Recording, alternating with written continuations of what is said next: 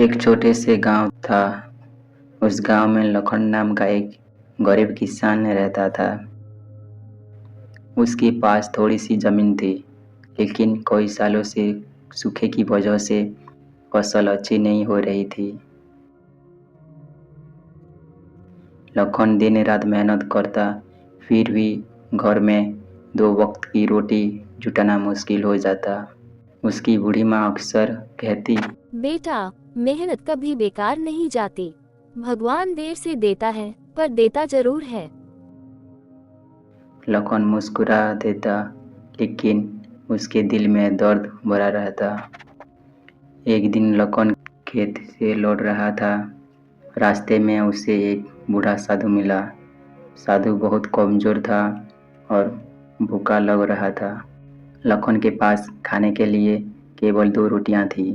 एक वह खुद के लिए लाया था और दूसरी अपनी माँ के लिए।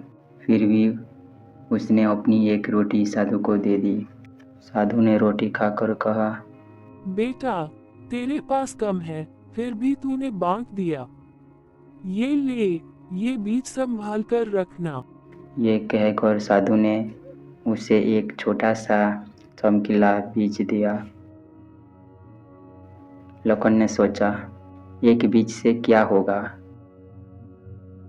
लेकिन उसने उसे अपने खेत के एक कोने में बो दिया।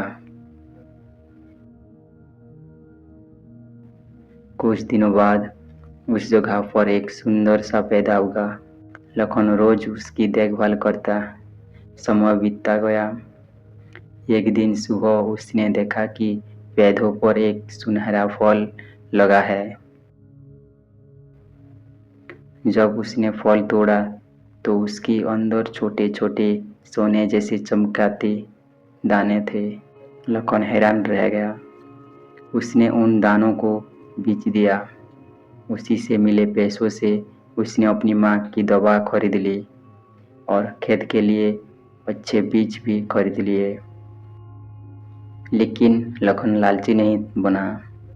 हर साल वह उस पौधों से मिले धन का कुछ हिस्सा गरीबों की मदद में खर्च करता। धीरे धीरे उसकी किस्मत बदलने लगी। खेतों में भरपूर फसल होने लगी। गांव के लोग उसकी इज्जत करने लगे। एक दिन वही साधु फिर उसके सामने आया। लखन ने उनके चरण छुए और कहा, बाबा, आपके दिए बीज ने मेरी जिंदगी बदल दी। साधु मुस्कुराया और बोले, बेटा, जादू उस बीज में नहीं था, जादू तेरे अच्छे दिल में था। अगर तू उस दिन अपनी रोटी न बांटता तो यह चमत्कार कभी नहीं होता। इतना कहकर साधु वहां से चले गए। तब लखन को समझ आया कि इंसान की सबसे बड़ी दौलत उसका दयालु हृदय और मेहनत है। उस दिन के बाद वह और भी अधिक लोगों की मदद करने लगा। तो हमें इस कहानी से ये सीख मिलती है कि जो व्यक्ति कठिन समयों में भी दया और ईमानदारी नहीं छोड़ता, उसकी मेहनत एक दिन जरूर रंग लाती है। अगर दोस्तों ये कहानी आपको सबसे अच्छी लगी तो वीडियो को लाइक कर दो, चैनल को सब्सक्राइब करो, अपने दोस्तों को शेयर करो।